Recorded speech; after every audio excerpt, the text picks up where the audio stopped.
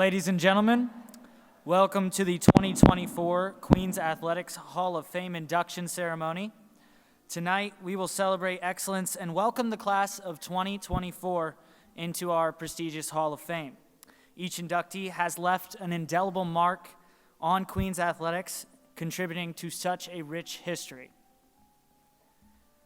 Now, our first speaker tonight is a true advocate for athletic excellence, guiding us through our transition to NCAA Division I. Now, I kindly ask everyone to stand and join me in applauding as our Director of Athletics here at Queens University of Charlotte, Sherry Swarthow, leads and welcomes the class of 2024 inductees into the Queens Athletics Hall of Fame.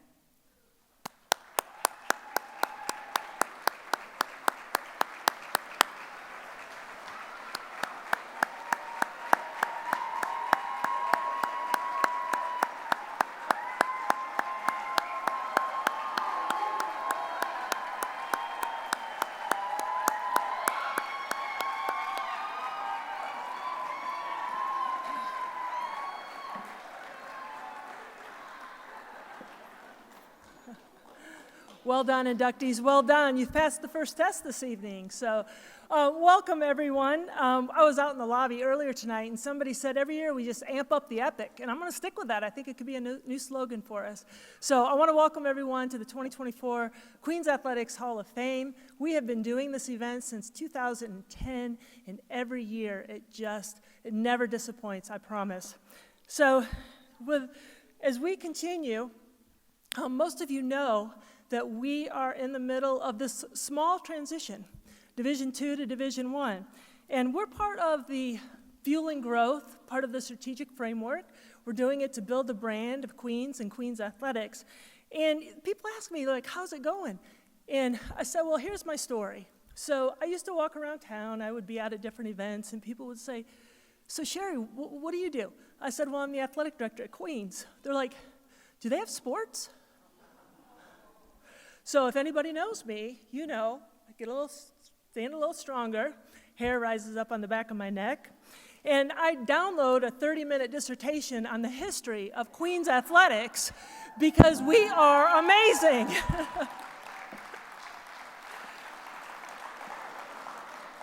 Thank you, softball team, for giving me a little shout there. I like that. Thank you. So now I attend events, and I walk into, name any number of places, and they say, well, what do you do for a living? I said, well, I'm the athletic director at Queens. They're like, hey, you guys are D1. You guys are crushing it. I'm like, if you think we're crushing it, we are crushing it. And indeed we are. And we're crushing it because of every single person in this room. Every single person. We've got student athletes, we've got coaches, staff, administrators. We have all of our inductees, just a fantastic group of individuals here today that are all part of laying that wonderful foundation that we have that has really allowed us to do what we're doing today, which is amplify the brand of the institution. I've been here a while. I used to say the years, and now I just call it a hot minute because it has been a while. So I got a chance, I got to watch Christian play. I got to watch Kelly. I got to watch Reggie. And the fierceness and the determination that they brought to every moment, there was little wonder that they would be sitting with us here today, although I doubt that you actually thought about it in the moment and at that time. When you were here playing and you didn't have a tennis court and you played on the playground and maybe you didn't have lights or, running water or electricity out of the sports complex. But I digress. And then Maria and Carlos, your legacies transform time. I've been hearing your names, as soon as I got here, and then obviously continued because you also left that imprint and became a household name. And then Jeff, your fan club's here. I love that. Your ears have probably been burning for the last 17 years. When I first started at Queens, I was the first full-time sports information director. I did that for a year. Let me tell you, it's not easy. It's not easy. But what people don't know is that Jeff started, obviously, our softball program, and he's going to talk a little bit about that. But what he did is he laid the foundation for Queens athletics with his work in sports information through the notes, the pictures, the folders. I mean, everybody's got a folder from 1989 to, like, when did you leave, 2000? Or, everybody's got a folder. And if it were not for Jeff Almond, I promise you we would not have a Hall of Fame, because he single-handedly has set the stage for us to be able to celebrate the history that we have in Queens athletics. So thank you.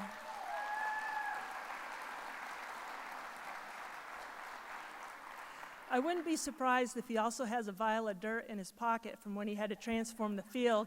But if he doesn't, I'm pretty sure that Marcy Turso does, right? Right?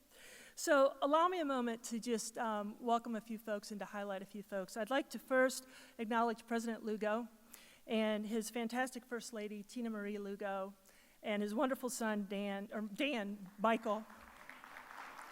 I want to thank you for your unwavering support, and I mean unwavering. They are a superfan family, and we benefit from it every single day. I'd like to take a moment to acknowledge some of our current Hall of Fame members that are here today. So if you wouldn't mind standing, I think it would be great for everyone to see. Charles Gordon.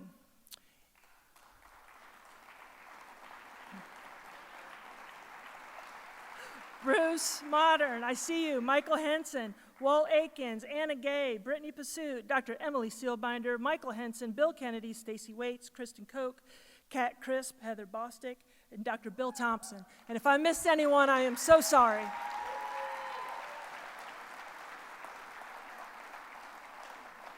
I think it's fantastic that you're all here today to help us celebrate.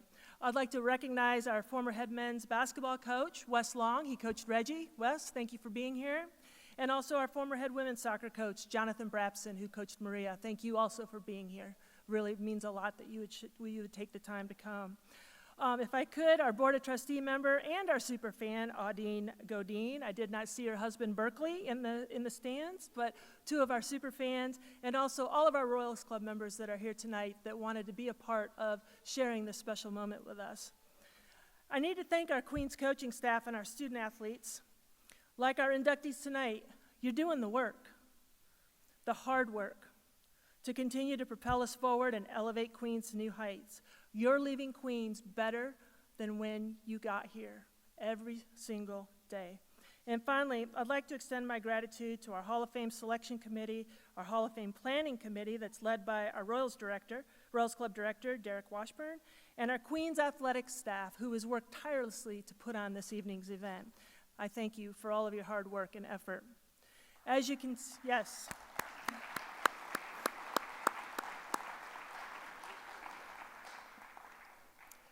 And as you can see, it takes a village. It takes a lot of folks who want to do the work, that care deeply, that want to get better every single day, and not just when it's easy. We have two defining sayings that we have used since I became the AD in 2016. Iron sharpens iron, and a rising tide lifts all boats. Surround yourself with excellence, and we all get better. Tonight, we celebrate each of you and your excellence. Because of you, we have all gotten better. And thank you for choosing Queens. And as our head men's basketball coach said last night after upsetting the #1 team in the conference, it's a great day to be a Royal, indeed.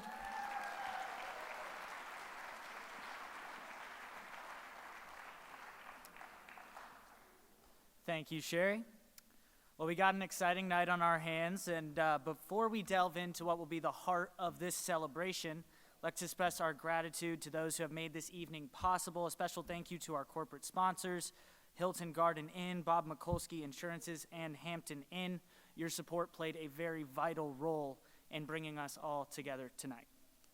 Now I'd like to invite Haley Hamil, senior on the Queens Royals softball team, to lead us in the invocation.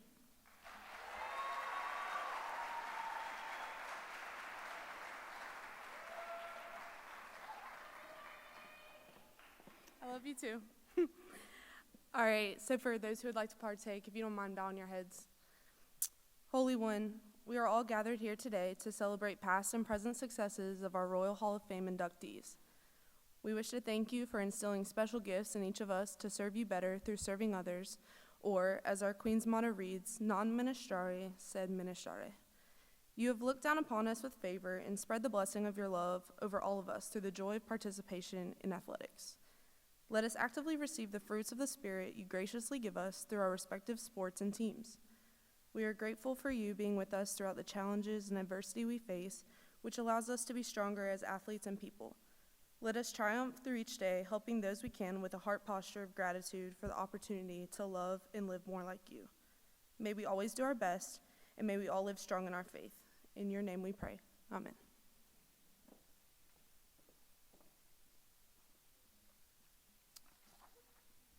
Thank you, Haley. Now it is my pleasure to introduce our season moderator for the evening, someone with a deep passion for sports and storytelling. Please join me in welcoming Trip Durham, the Executive Director of the North Carolina Sports Hall of Fame. We're truly honored to have him here to guide us through this evening's celebration. Welcome to the stage, Trip Durham.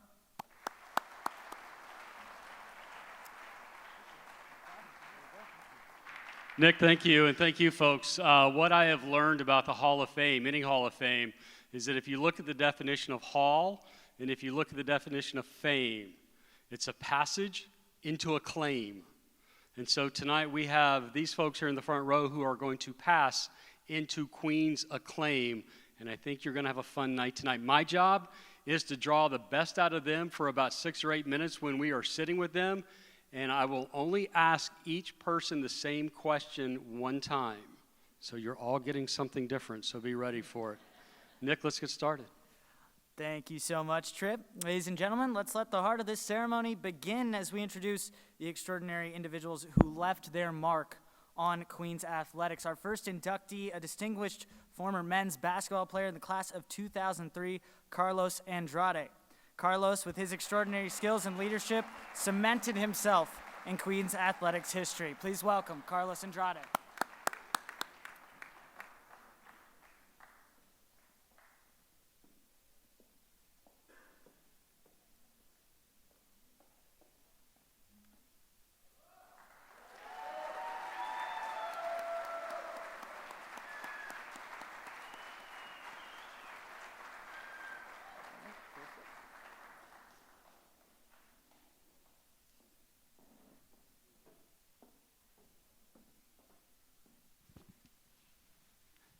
Nobody else is going to get this question. Give us your full name. Okay, you ready? Slowly. Carlos Eduardo Fernandes Vieira de Andrade. How cool is that, right? All right, so playing basketball overseas, when did basketball sort of bubble up for you as being your go-to sport? I started a little late comparing to most of my teammates or kids that play sports. I played all sports before I fall in love with basketball. I started at 13 going to 14 in a small club in Portugal, right in the heart of Lisbon. I was seen by a teacher in school, just playing, fooling around with a backboard at school, and he asked me where I played, if I played organized basketball somewhere. I told him no, that I just played at school, sports school, soccer, handball, rugby, and he invited me to play for the club where his son played before. So When did the American game, the style of American basketball, when did that really start to make sense to you? When did you get a feel for it? when my sister got a scholarship to Old Dominion, so she played there for 4 years. She graduated in '98. I started seeing pictures, when she came home.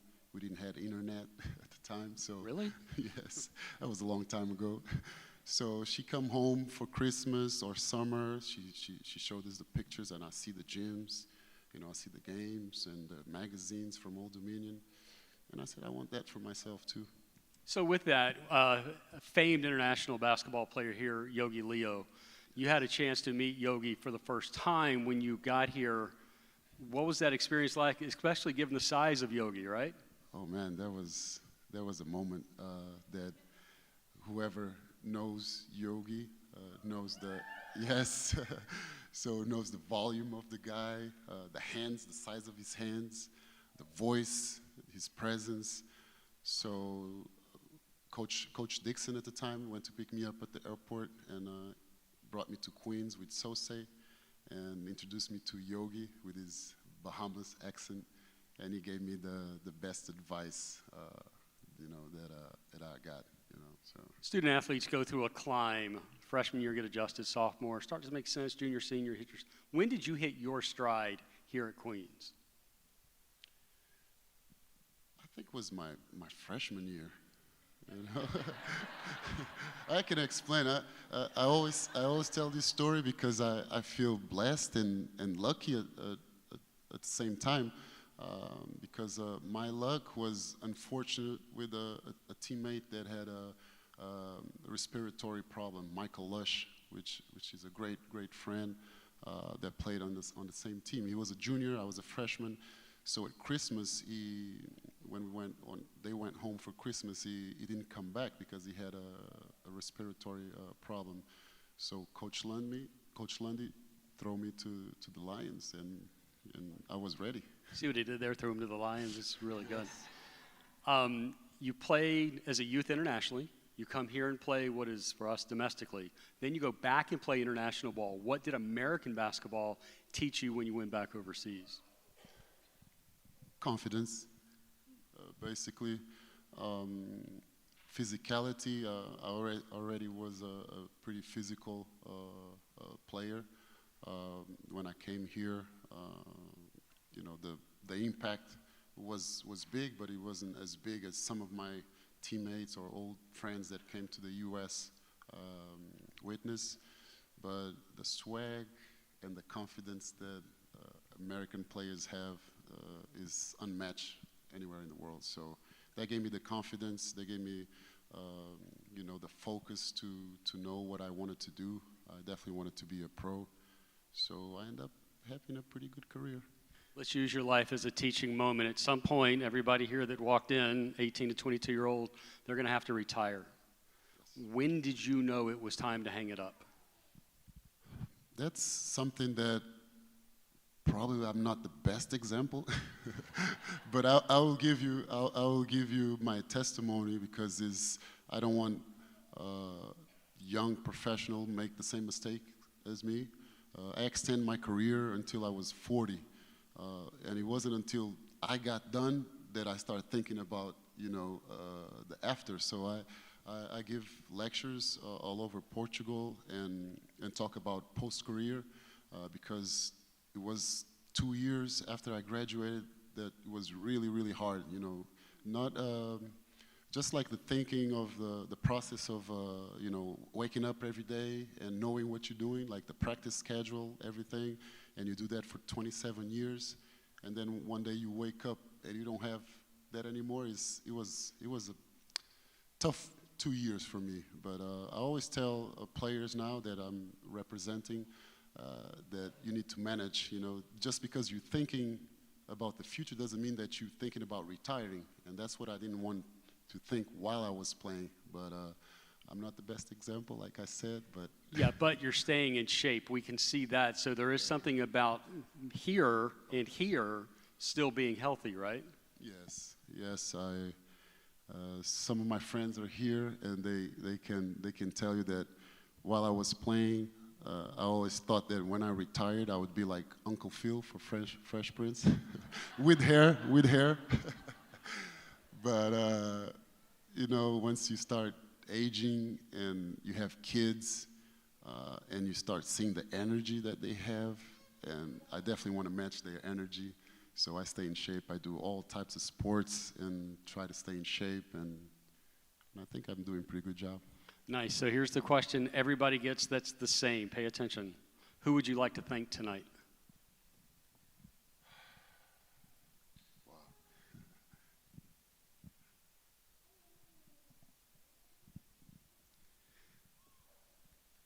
Damn, Trip. If I had to pick someone, it would be my sister, Mary Andrade. She's everything to me. She's everything to me, man. That's your newest Hall of Famer, Carlos. How about a round of applause?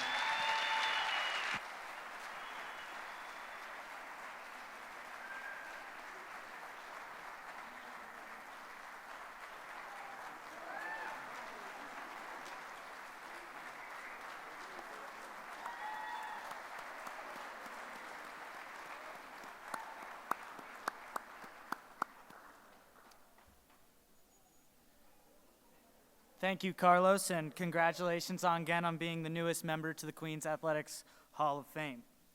Now we welcome another member of the men's basketball program, class of 2009. Please join me in putting our hands together for Reggie Hopkins.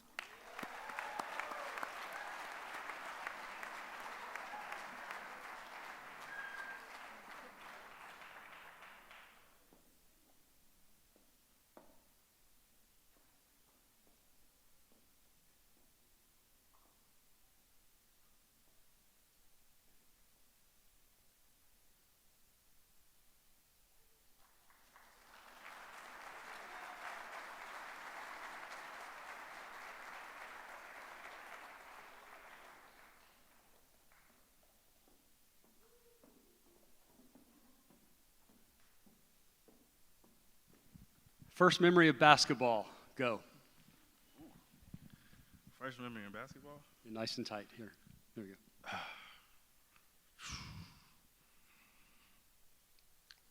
Dang, that's a tough one. First memory in basketball. Honestly, and this is gonna sound bad, but getting no disrespect to anybody, but I got a UNC Chapel Hill basketball from my dad, and I'm a Duke guy. So that was probably like my But there is something memory. about fandom, too. Sometimes fandom starts at a young age. So given that kids play multiple sports throughout their youth, how did you decide, okay, basketball, that's it for me? That's the one I'm going to. Not football, right? Basketball. Well,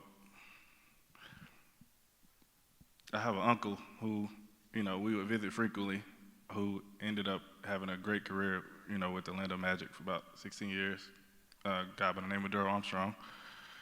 We would take vacations, and I started seeing, first he was overseas, he would have a nice car here and there, and then I started seeing all of these houses, and I'm like, that's different from what I've ever seen. Like basketball, that's what basketball can get you, because I was a football guy. Like, I thought at first, initially, that, and growing up where I grew up, we would always play in the backyard or we'd play in a lot somewhere playing, I don't know what everybody else calls it. I'm not going to say that, that's not appropriate, but it's smear or throw up tackle. We would play that. And I thought basketball players were soft originally. So I started seeing that, and then I started seeing like how it changed his life and it impacted, the people around him and his family. Now, we did get a chance to pregame last week, and he told me he was from Gastonia.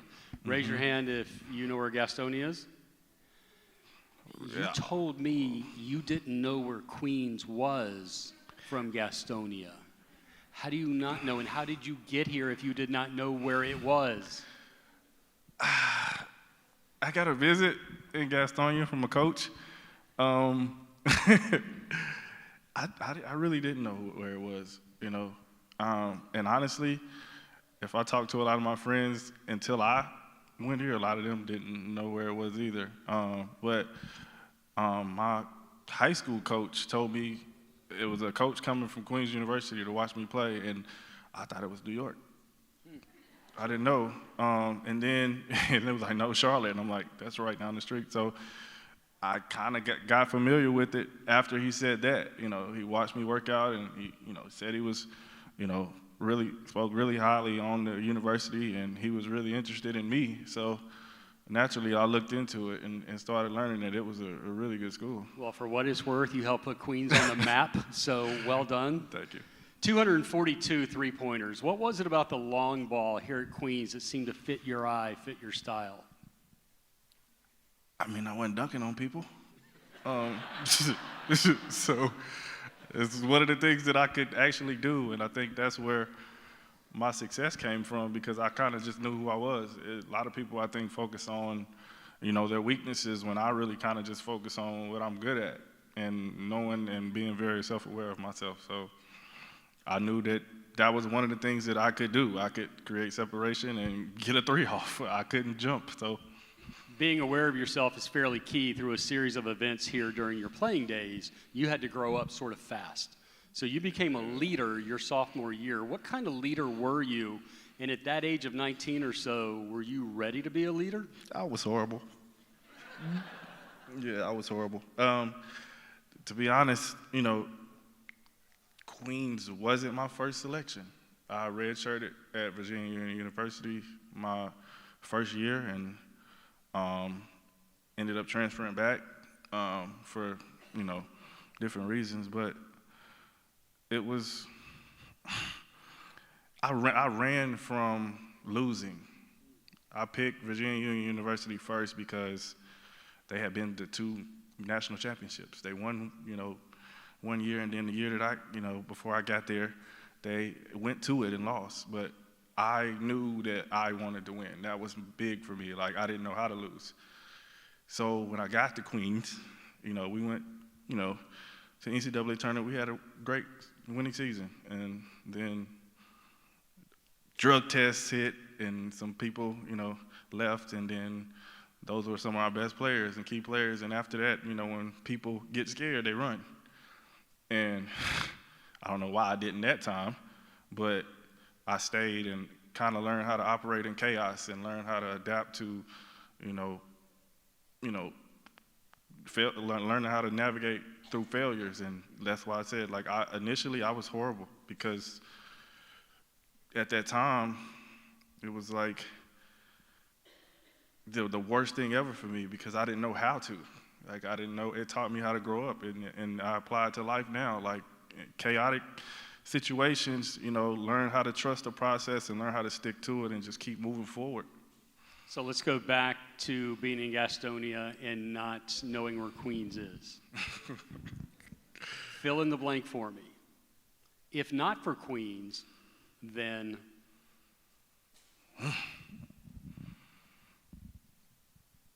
it definitely wasn't Belmont Abbey. If not for Queens,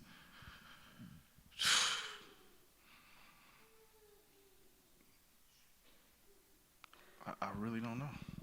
how would your life be different if you didn't come here, do you think? Very. Because I still probably would be trying to figure out how to navigate hard times. It definitely taught me that, because I honestly, my sophomore year, and probably still to this day, I have a lot of teammates probably who just didn't understand me and don't like me. I was a brat. All I wanted to do was win. I didn't understand how to talk to people. I didn't know how to navigate others' emotions. I didn't know how to do any of that. I just knew how to play basketball.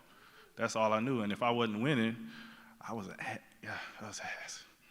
Yeah. So there's a big takeaway. Yeah. Win. Yeah.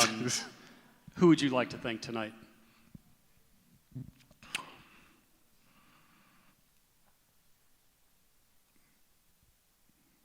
Queens University, my period. God, and honestly, the most important person through that struggle was my aunt, who passed recently, a few years back. Because it's so many times where I was losing my mind, and she would call me at the right moment just to tell me she loved me, and it was just her probably more than anybody. It's your newest Hall of Famer, Reggie Hopkins, everybody.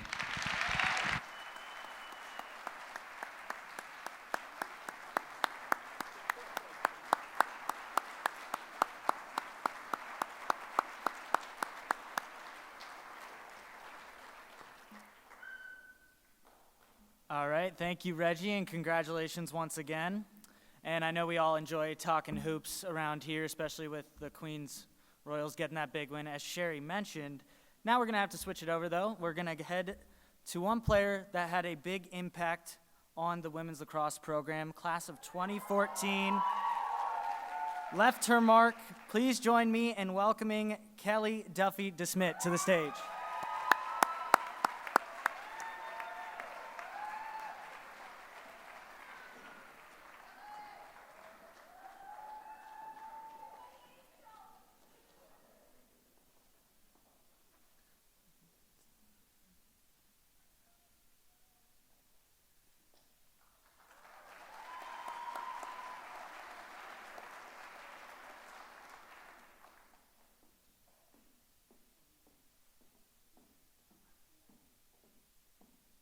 Oh, don't be nervous. I've been doing this for years.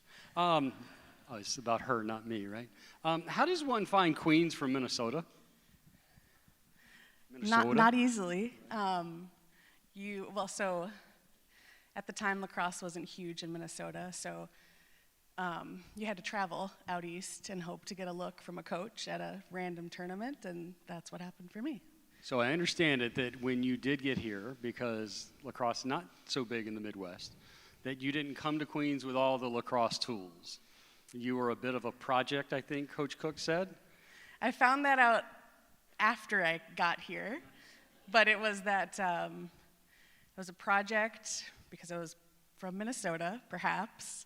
I was a lefty and I was athletic, and so those were the reasons why I arrived. So if Carlos says he probably developed his freshman year, when is it in the lacrosse process do you think, oh, okay, this makes sense? Probably freshman year. You guys are overachievers, right? Yeah, I think it was a wake-up call for sure. I think I didn't really realize the value of a good not to against any of my coaches from prior to that, but it was my first eyes wide open experience to discipline, to being surrounded by talent. And it was a huge wake-up call, but it was a good one. You've got two younger siblings. Growing up, there's always that sibling rivalry, right? Because we all have been a part of that. How much did they push you as being the older sister when it comes to athletics? I would say, there's always competition, I feel like. So I have two young children now who are here, and I see them competing for the right seat in the car or whatever the food is on the table, and I'm like, oh my gosh, we did that. Like, that was us growing up. We were super competitive. I would say as the older sister, probably as a leader for them, I would guess, in competition and athletics, but we all pushed each other. We played the same sports, so it was fun. You played 3 sports growing up. I did. I'm not a fan of the term balance because I don't think there's balance in life. I think there's integration. At the time you were playing 3 sports, how did you integrate your athletics and your academics? I think it felt really normal for me to be busy and to be in the sports that I was in. Because I had always done it, it felt very, I think I only played 2 sports my senior year, and that felt strange even to have a fall that was without that structure. So playing a single sport here is almost like a progression, 3, 2, 1, right? It's almost like still playing 3 sports. But because of your athletic schedule here, you weren't able to travel abroad like some other students had the chance to do. But after graduation, you took it upon yourself to have your own study abroad. Give us a sense of where you went, what you did. Yeah, sure. So I had gone to a Spanish immersion school at a young age, and so I spoke Spanish from about 5 years old, and I never really had a chance to use it or apply it. So I was like, after I graduate, I'm moving somewhere. So Professor Shaw, who's still here, she was a professor who I spent a lot of time with, had introduced me to a program that was in Madrid, Spain.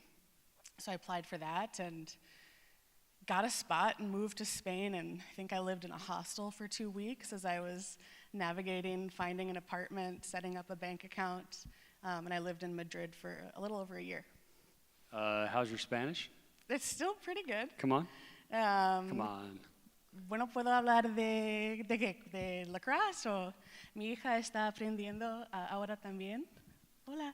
That's impressive, right?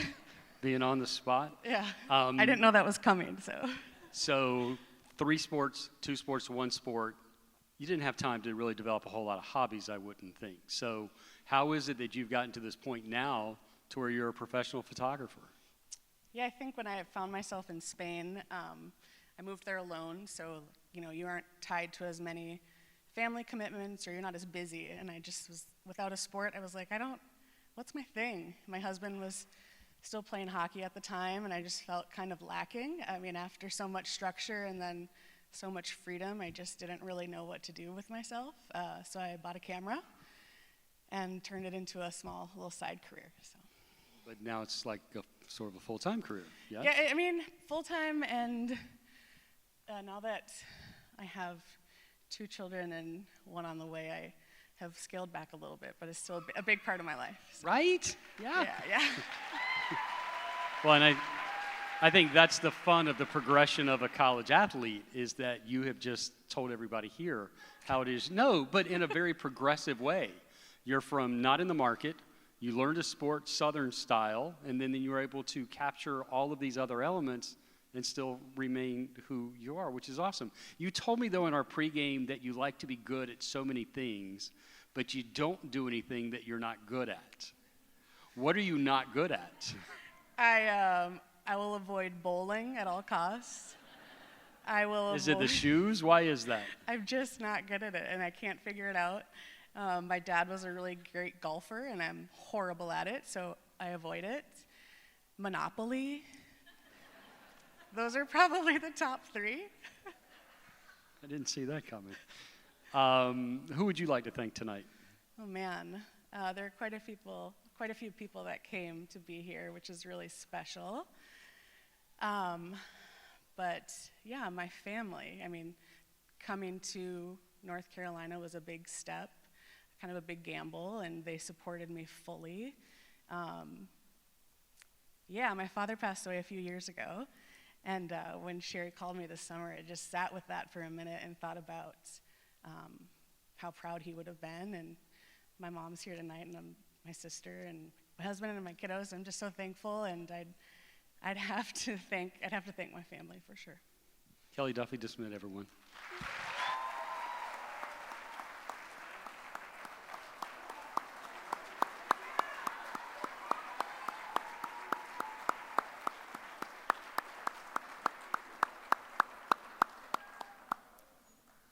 Congratulations, Kelly, and thank you. Now, next, we'll head over to the women's soccer program. This member of the class of 2010 did a lot for the Queens women's program as they made their way through D2 and now into Division I. Please join me in welcoming Maria Huseras Palompas to the stage.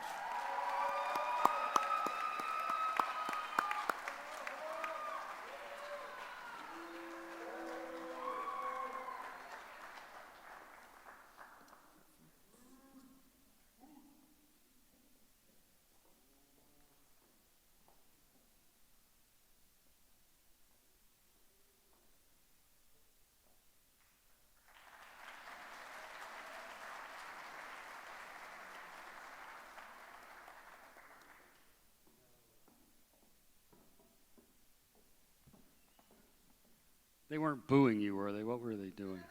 Booing me? They Yeah. were saying Hoos. Got it. Just checking. Hoos, that was my nickname. Bad hearing. Right? Just like that? That's my crew over there. You came to soccer relatively late by today's standards, 5th grade. Yeah. So what was it? Who turned you on to soccer? How did it just come about? I think I first really started playing soccer when I was in the summer after 2nd grade. We moved to Greece. And when I got there, I went to 3rd grade, and I didn't really know anybody. So at recess, I didn't have any friends because I was new there. And all the girls would play like dolls or house or whatever, and that never was my thing. So the boys would play soccer, so I was like, I'll just go play that with the boys. And that's what I did. I was the only girl there playing.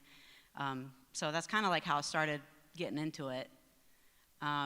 And then we stayed there for a couple years, and we moved back, and my older sister she was in junior high at the time. She played on the soccer team there, and she was like, I'm going to sign you up for a soccer team. And I was like, okay. And she did, and that was it. If you had not played against boys over there, please take this the right way, would you have been as developed as good here if you had not played against that competition? I don't know. I mean, I was still relatively young, so I don't know, maybe. I'm sure it helped a little bit, but I think I was super athletic, so I could keep up with them, but I wasn't super skilled yet because I was just starting out, so. Well, in a way, that leads to the next question. Yeah. When did you decide, okay, I can do this in college? Oh, in college, my senior year of high school. Again, relatively late, but at least you had that moment, the light bulb moment. Yeah, right? it wasn't my plan. Like, I just played because I loved it, and then it was my senior year. I went to Myers Park, which is right down the road, high school, and Jonathan Brabson, the coach here at the time, came and watched me play, and high school coach was like, Queens University is interested in you, and I was like, oh, I guess, yeah, that's cool. I'll go. I thought I was going to be done, like, after high school, so. You chose to stay here because the opportunity to play here. Exactly. Were you looking anywhere else? I was not looking. I wasn't even sure what I was going to do after I graduated, so I wasn't looking anywhere else. So I just kind of, I don't want to say I got lucky, but the opportunity presented itself, and I jumped right on it because I didn't want to stop playing after high school. So. You told me that you trained by yourself during the off season. Yeah. To me, that seems counterintuitive because soccer, you need to go against some competition. What did you do during the off season to keep sharp, to keep steel on steel, right?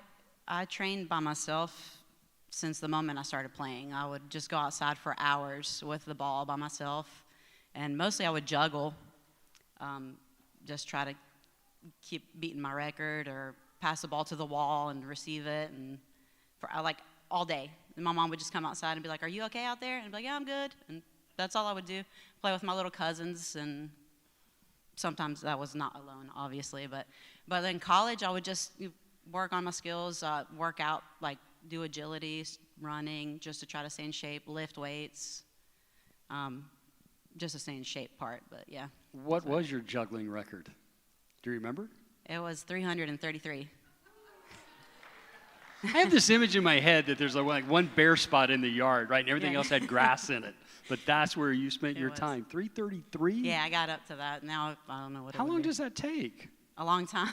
Like 5 minutes? A long time. 10 minutes? How long does it take to juggle 333 times? I don't remember. I was probably a teenager at the time. You were comatose at the time doing that the whole time, I right? did 100 while I was pregnant. I have that on video. You'll share that out afterwards, right? 18 years to reflect as an athlete. You've been gone 18 years. What's the one memory you think you've really taken with you since all this time has passed? One memory from all these years? Oh, there's so many. It's hard to pick just one memory. One of my top memories from Queens, I will say, Coach Brabson had, I think it was my senior year, I'm pretty sure. He didn't start me in the game. I guess I was kind of like, he was trying to light a fire under my butt. And I remember it was a home game, and I was so upset that I wasn't starting.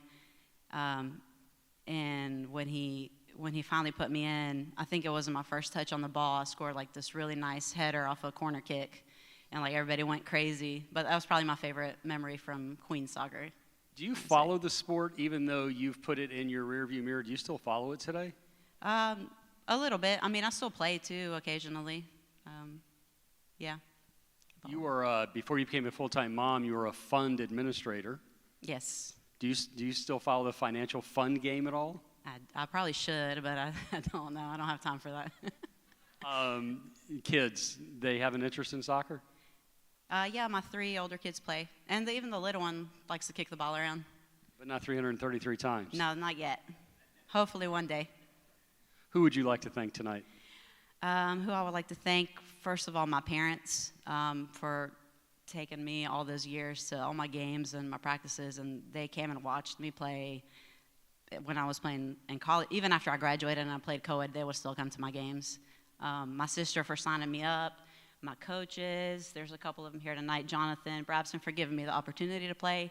Jimmy, who was my coach when I played for church all those years, pretty much taught me everything I knew about soccer. Who else? My teammates and the ones that came out tonight, Maria Stillman. Herb Street was my best friend. The other Maria, she's here. She always had my back. And Kelsey and Duff, who came, and the boys, and everybody, my teammates. Round of applause for Maria, your newest Yeah. Hall of Famer.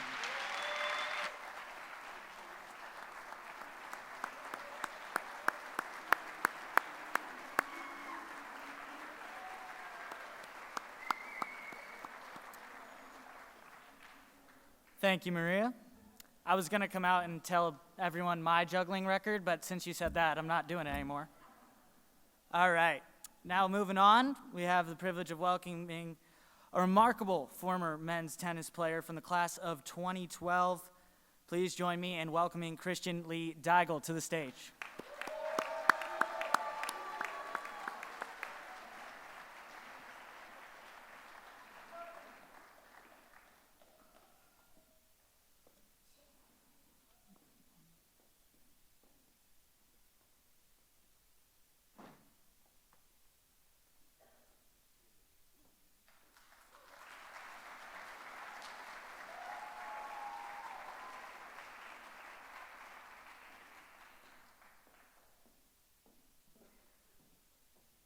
East of Ann Arbor, your hometown is Canada, a 10-hour drive to Charlotte.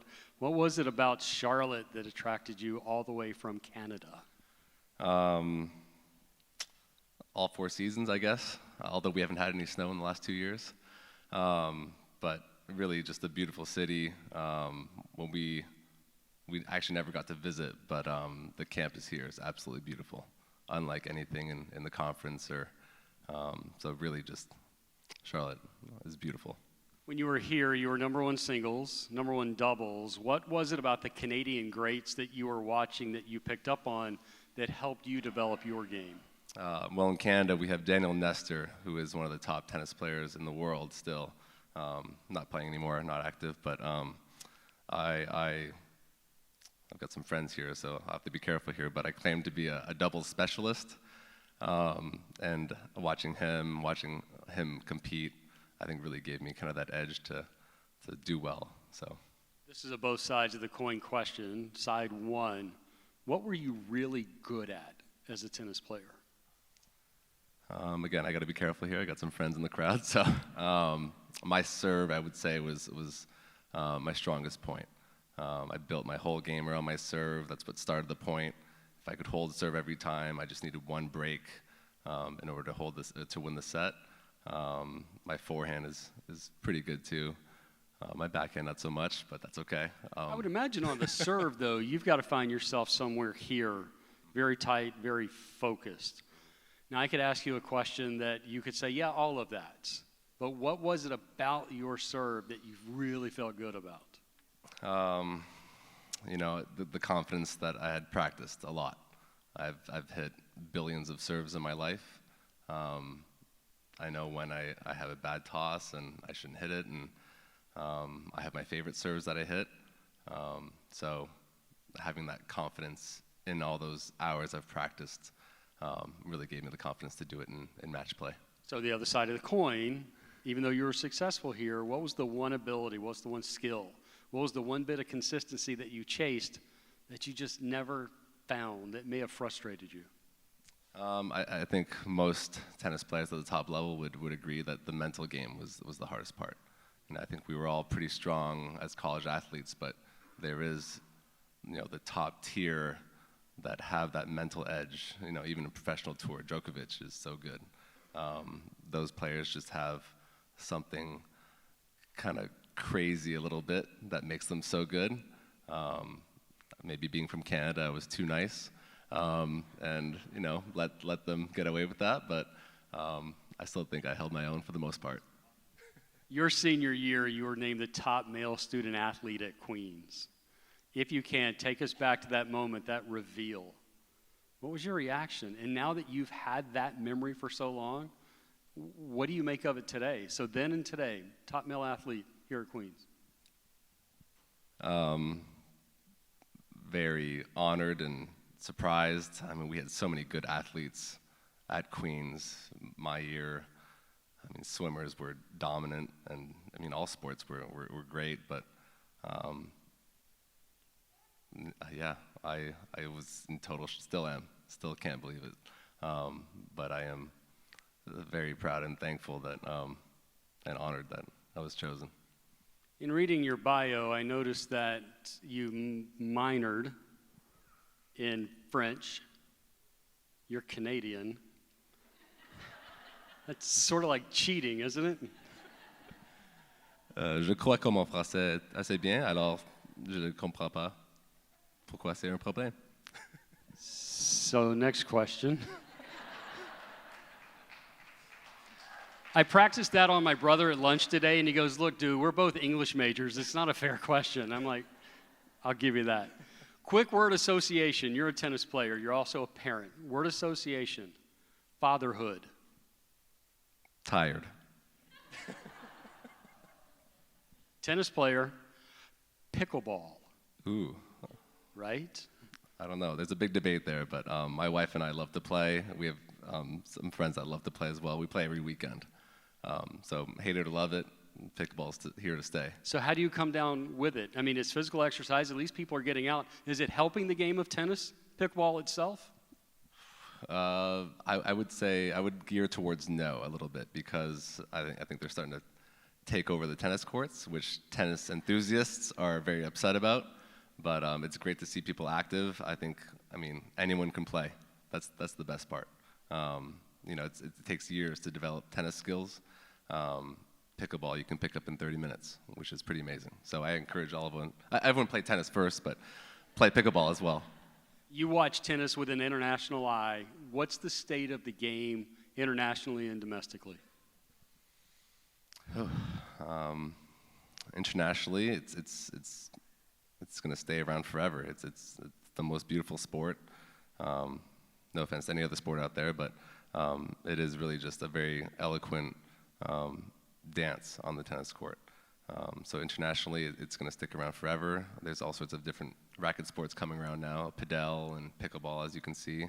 And I just hope that domestically here in America and in Canada as well, that we can create some superstars to really put us up there and hopefully win a major one day, and even in college tennis. Yeah. Who would you like to thank tonight? Definitely my parents. A lot of time on the road. I think my freshman year of high school, we traveled 36 weekends. So my dad and I were on the road a lot. My mom signed me up for every tournament and paid for all those lessons. So thank you guys. You know, I didn't know my wife at the time, but I'm thanking her now. She's, she's been very supportive in my tennis career, and my teammates who made it so much fun here at Queens. Queens was going to be my stepstone school to hopefully transfer and play at a bigger school, but really ended up loving not only the program, but my teammates and my family here. So my teammates, I would have to really thank them, and my closest ones for sure. They know who they are, but made it a really wonderful experience here. Make some noise for that guy, your newest Hall of Famer.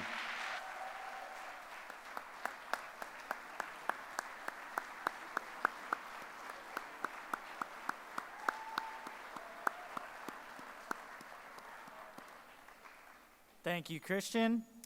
About done with the evening. One more inductee to go. And ladies and gentlemen, please join me in welcoming our Royals Coach Hall of Fame inductee, Jeff Amen, to the stage.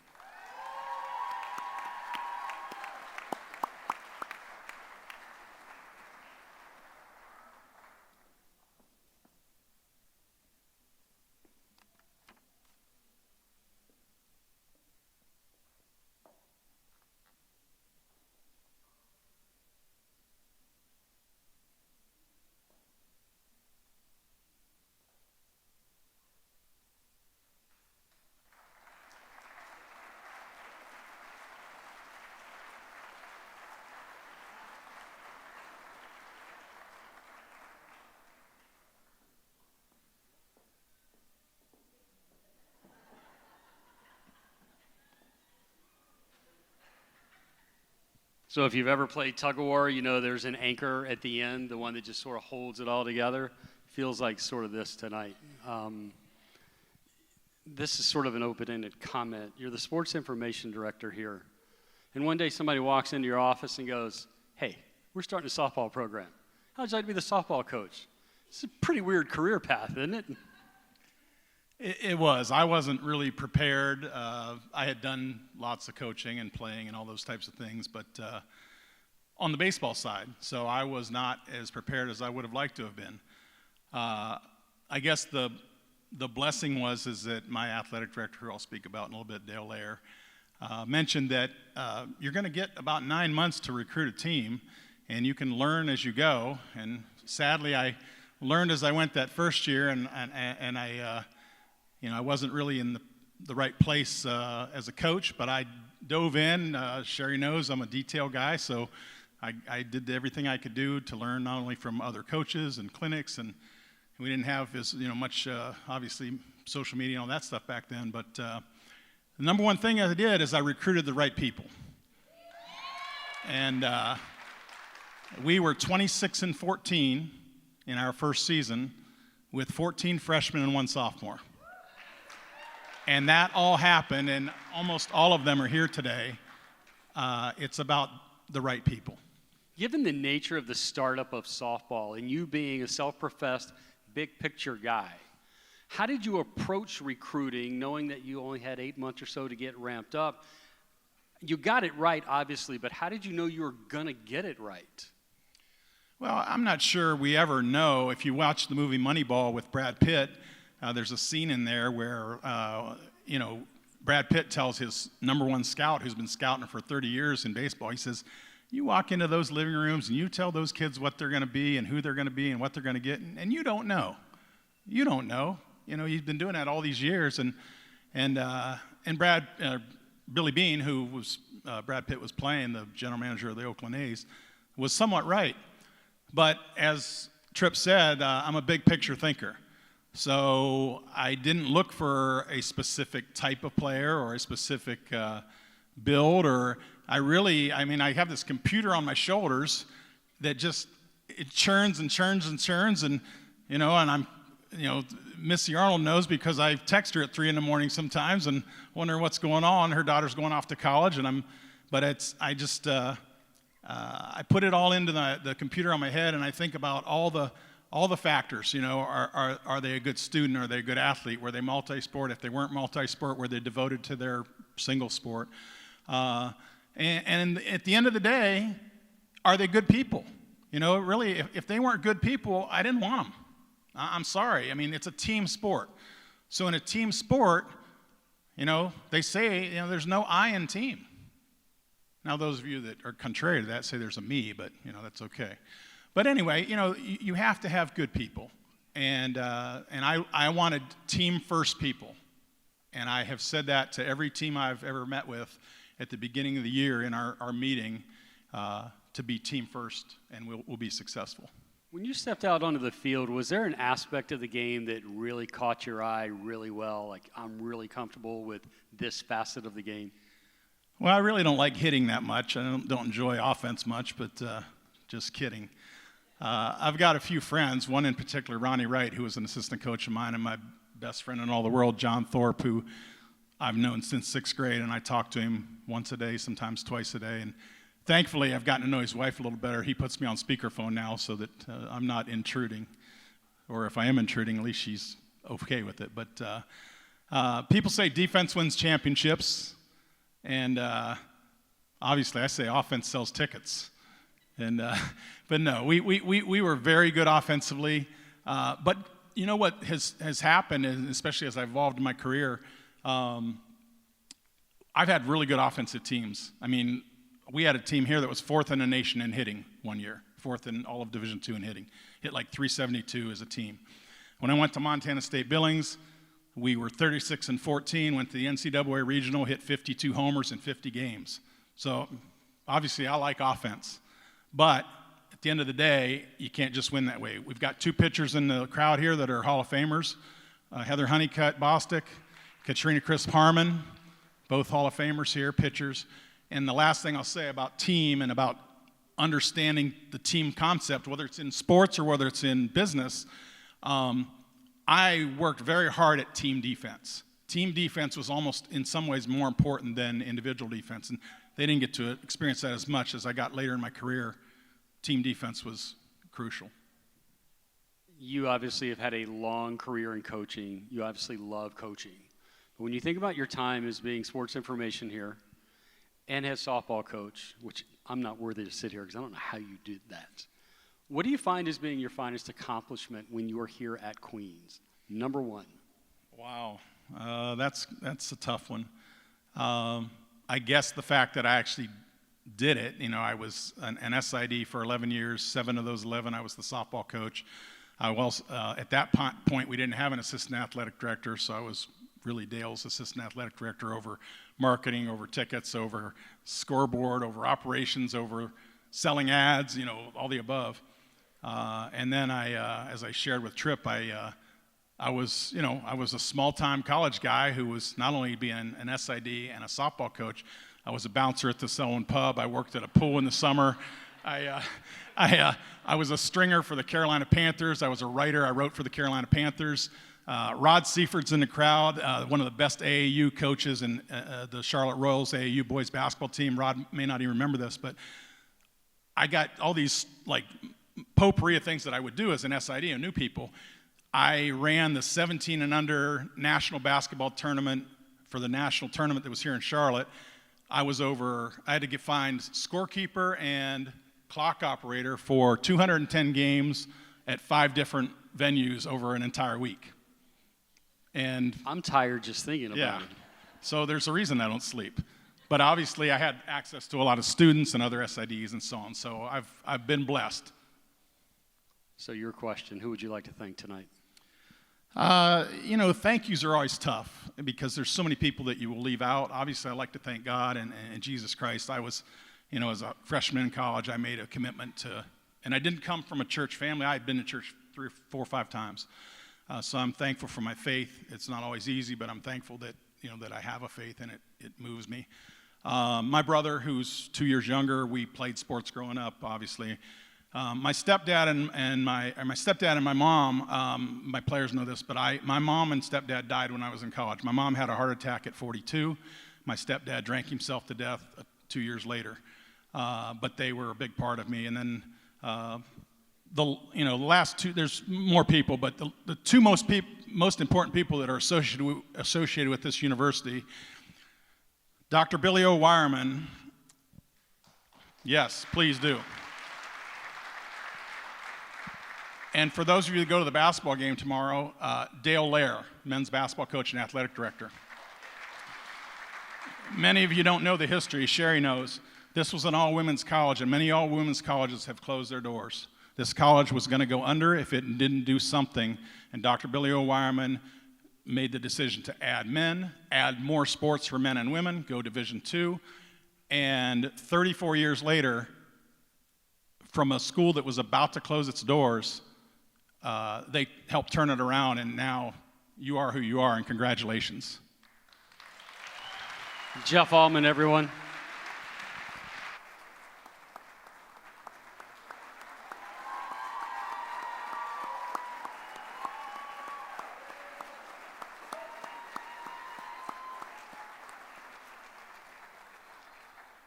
And let's just give one final round of applause to all our inductees tonight.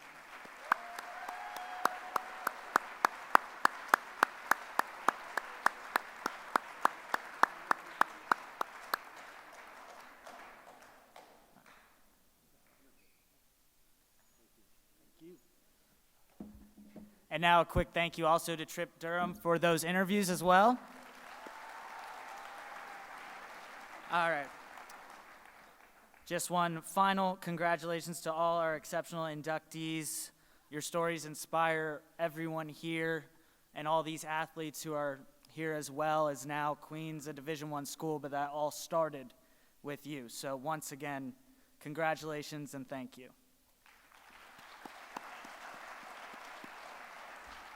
Also, once again, want to thank Tripp Durham. Tripp, your dedication to facilitating these types of conversations, bringing out the best in our inductees is truly commendable. Thank you so much for your time, engaging in those conversations, and making this night so great.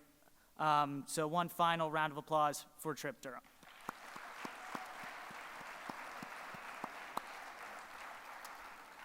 And now it is my distinct pleasure to introduce a leader whose vision and commitment have elevated Queen's University of Charlotte.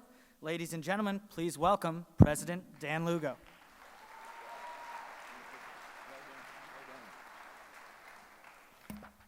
Whew. Thank you, Nick, and thank you, Trip. And you know, Nick, my wife and I watch a lot of broadcasts, and it is great to hear your voice on the broadcast, but it's even better to hear you here in person. So thank you for being the voice of the Royals, and you bring a ton of professionalism to everything that we do. The sports knowledge, the enthusiasm is really, really appreciated. Can we get a round of applause for Nick?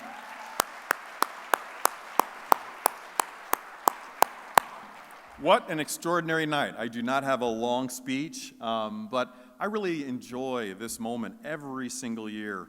I've had the privilege of participating in this special evening, and I come away really humbled and even awed by each of you, the remarkable individuals who've paved the way for so much success at Queen's. And once again, our inductees tonight embody the essence of what makes Queen's so special. They represent some of the best among us. Not only did they freely share their considerable, their incredible athletic gifts, but they, while wearing the Royals uniform, they offered their leadership, their sportsmanship, their friendship to the entire Queen's community. And know that we are grateful for you and the indelible mark that you've left on this institution. Since its inception, Coach, you referenced the inception of our athletics program and the thousands of student athletes, coaches, training, and support staff that comprise our athletics program. Our athletics has shaped our identity as an institution. And I am thrilled that it continues to do so as we show off our best and brightest in the Atlantic Sun Conference and as we compete at the Division I level. We are truly executing on a bold vision for this institution, and as you already know, capitalizing on our athletics excellence is playing a very, very important strategic role in helping us to broaden our audiences, to reach more people, to grow in enrollment, and to strengthen what's really important about our reputation so that we can meet a whole host of important goals.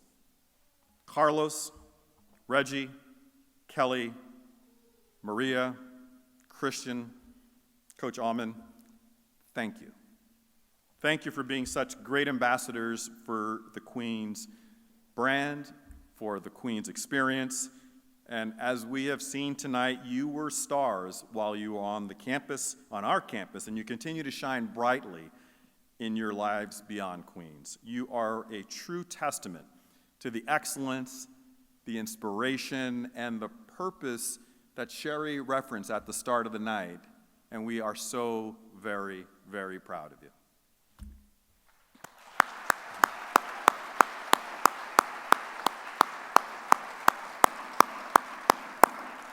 So thank you to everyone for joining us tonight to celebrate these remarkable individuals. We hope that all of you will also be back here tomorrow to cheer us on to victory. The Royals have two exciting homecoming games tomorrow. So get home safe, good night, and go Royals.